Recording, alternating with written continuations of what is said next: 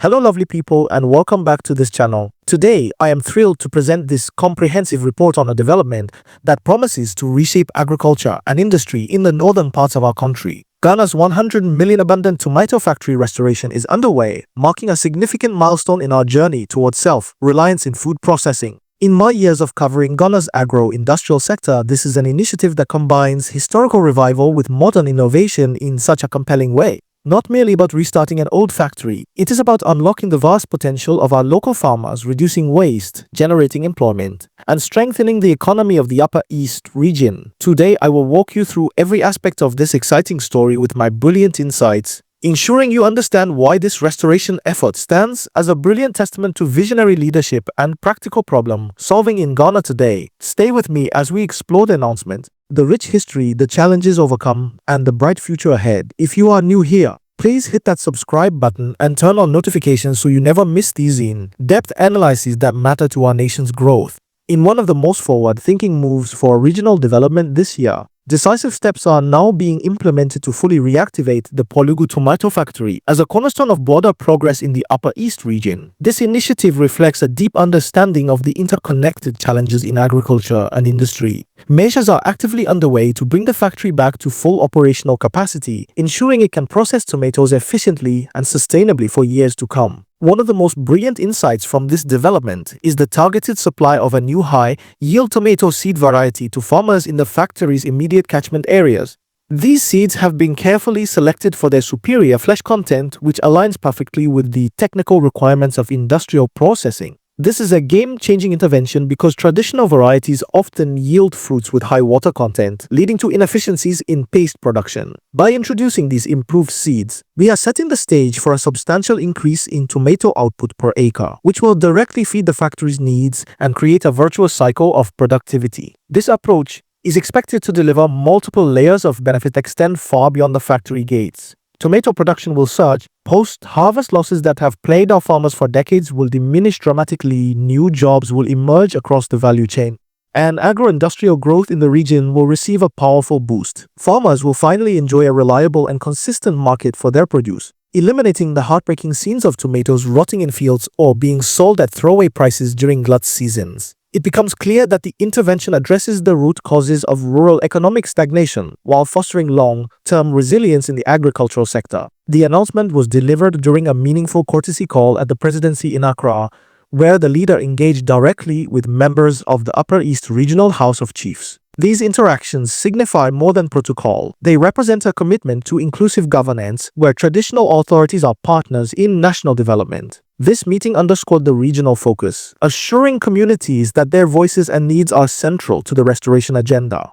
To fully appreciate the significance of the current restoration, we must journey back to the origins of this iconic facility, which I regard as a living symbol of Ghana's early industrialization dreams. The Polugu Tomato Factory was established under the visionary leadership of Osejefo, Dr. Kwame Nkrumah, Ghana's first president, as part of a bold policy aimed at import substitution. Construction reached completion in 1961, alongside several other strategic factories designed to reduce dependence on foreign goods and build local manufacturing capacity. However, actual operations did not commence until 1973, highlighting the technical and logistical hurdles that often accompany ambitious national projects in their infancy. From Ghana's industrial history, this delay was not a failure, but a reflection of the complexities involved in aligning supply chains, training personnel, and establishing viable markets in a newly independent nation. Once operational, the factory embodied the spirit of self-reliance, processing locally grown tomatoes into valuable products that could serve both domestic needs and export opportunities. After an extended period of inactivity, it recommenced operations in 2006 under the name Northern Star Tomato Company. Even then, it functioned below full capacity, serving as a reminder that revival requires more than reopening doors. It demands sustained support and innovation. In 2009,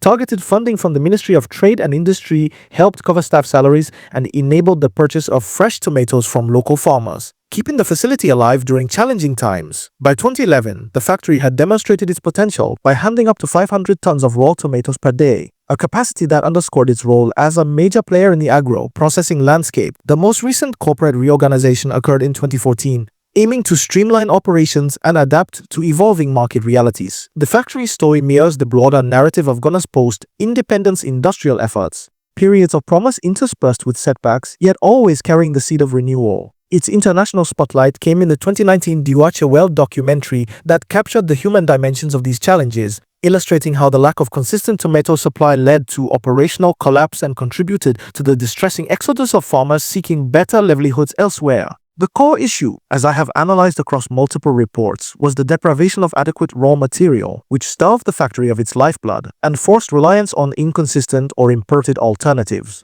Delving deeper with my analytical lens, the prolonged abandonment of the Polugo tomato factory stemmed from systemic issues that I believe many Ghanaians can relate to in our agricultural sector. Tomatoes are highly perishable, and without reliable processing infrastructure, farmers face massive losses, estimated in the tens of thousands of tons, annually across the country. In the Upper East region, where climate and soil conditions are ideal for tomato cultivation, the absence of a functional factory meant produce often went to waste or was transported long distances at high cost, reducing profitability.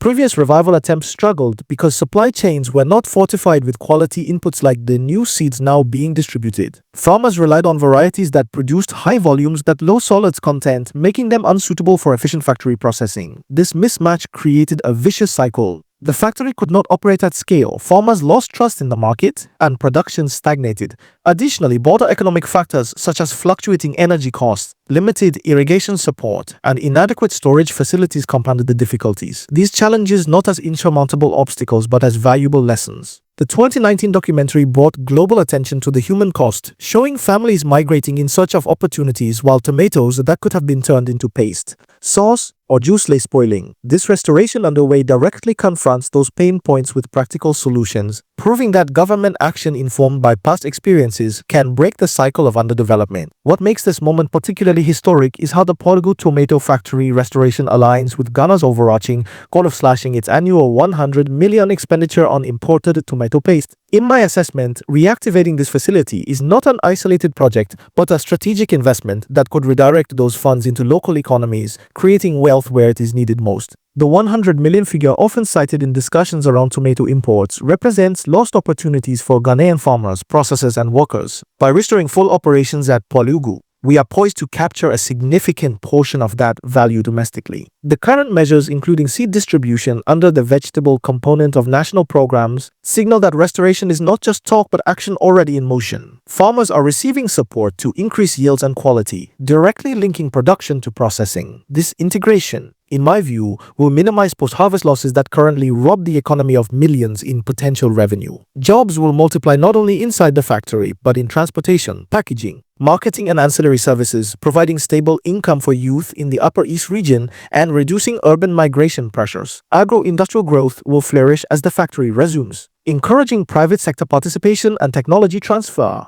Reliable markets will empower farmers to invest confidently in their farms, knowing there is a guaranteed buyer for their harvest. This, I believe, is the true brilliance of the initiative. It transforms a dormant asset into an engine of regional prosperity while contributing to national food security. Expanding on the expected outcomes, the boost in tomato production will have ripple effects that I find profoundly encouraging. With higher yield, high-flash varieties, farmers can expect better returns per harvest, improving household incomes and enabling investments in education, health, and farm improvements. Reduced post-harvest losses mean more food stays in the system, enhancing availability of affordable tomato-based products for consumers nationwide. In the Upper East region, this restoration will support agro-industrial expansion by creating direct and indirect employment opportunities. From farm laborers to factory technicians, drivers, and quality control specialists, thousands stand to benefit. The reliable market will stabilize prices, shielding farmers from the volatility that has discouraged production in the past. As someone who has documented similar success stories in other regions, I am confident this will foster community pride and encourage younger generations to stay in agriculture rather than abandon it.